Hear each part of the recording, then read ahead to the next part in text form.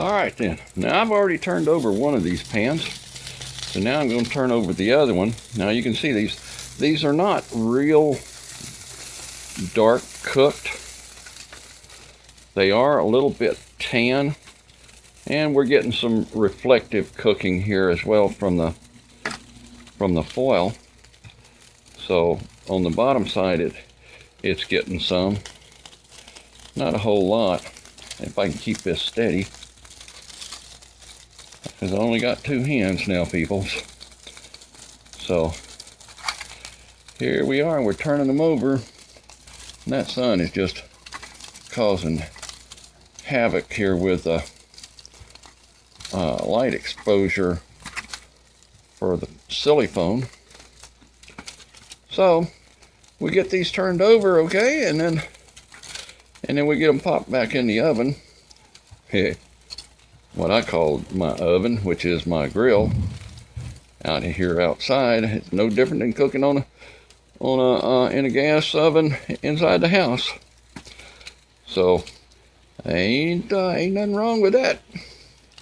And it keeps all them odors out of the house too.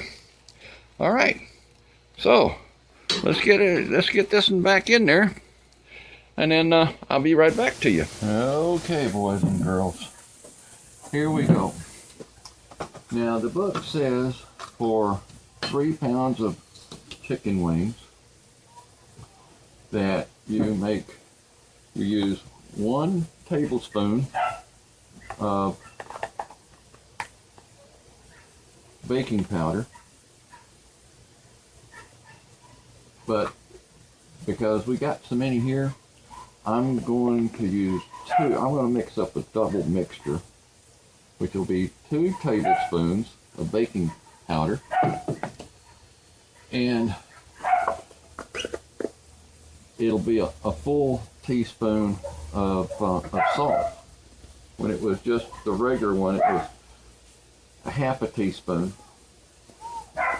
So since it's a double mixture, it's a full teaspoon. So what we got for ours, for making a double mix, is 2 tablespoons of baking powder and 1 tablespoon of salt. And of course we're going to stir this up. And what we'll do next is I'll just dump this in that paper bag, and then we'll start throwing some wings in there, and start getting them covered up with the mix here, and it'll make it for better coverage, we hope. So now when we get that done and we get them wings covered, y'all come on back, and then if you don't have enough in your paper bag, then what you do, and you still have some wings left without any of that baking powder on it, then what you do is you just mix up another batch, another tablespoon of baking powder to 1/2 teaspoon of salt. And if you make a double mix, then you know how to double things, because math was real easy back in them old days. So I'll be right back. Well, I thought, what the heck, I'd go ahead and toss a couple here with you just to get started, to see how we're gonna feel looking. And so we get a little bit in here, and gotta get another paper towel here for the hands, because if we don't, oh dadgone it, there went the paper towel roll. Oh, I just hate it when that happens. So get your hands rinsed off here, or wiped off, and then we'll just fold this up right there. Hey, guess what? Would you call this shake and bake? Whoa, gotta be careful because it's come out.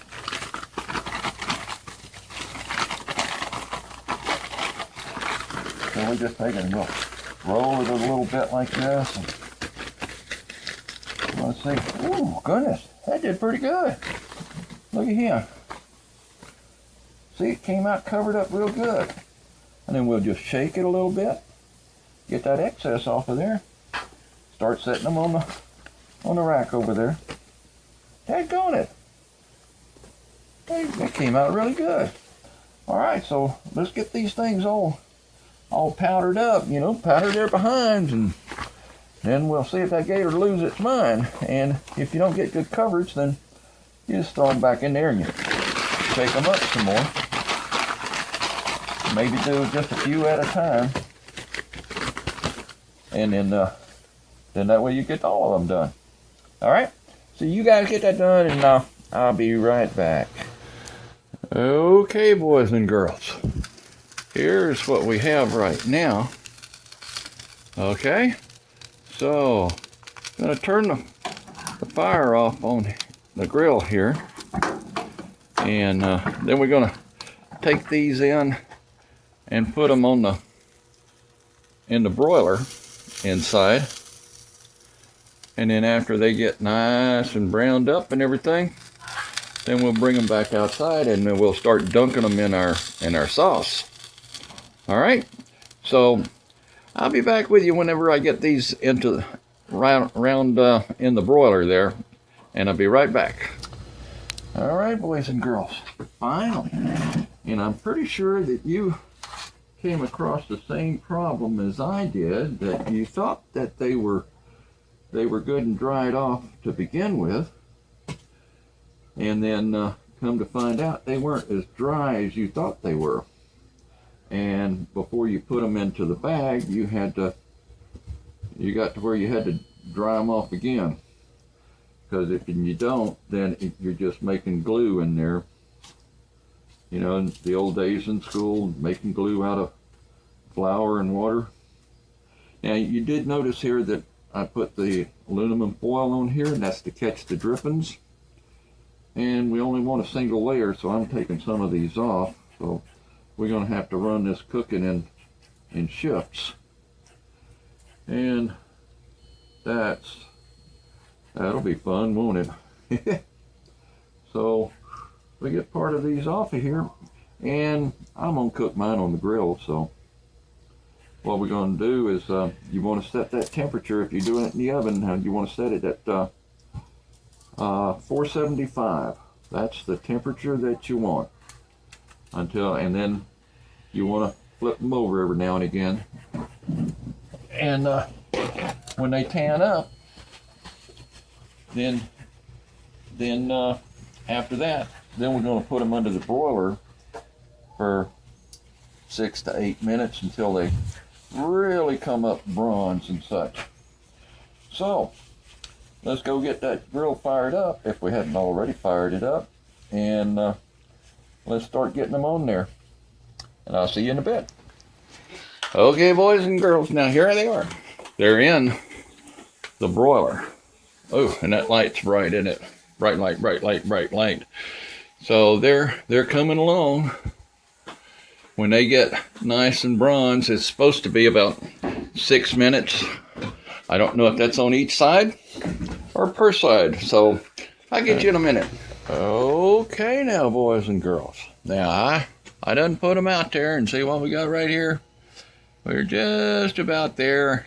I had it overheated, so I had to sort of compensate for that a little bit when I was putting them in there. But we're going to be up around 475. And as you can see, there they are, in all of their glory. Yes, sirree. All right, so let's let them little drumettes and such rest up in there, and we just have to keep an eye here on the grill. In the meantime, what you can do is you can actually just get out there and go clean up that mess you made over yonder. See how big a mess that is over there? Now get up and go clean that up, and then we'll start mixing up our sauce. Okay, boys and girls, here we go. Here's the first lot, and we're just gonna chunk them right down here in the buffalo dung, and get them nice and and juiced up. And toss them around a bit.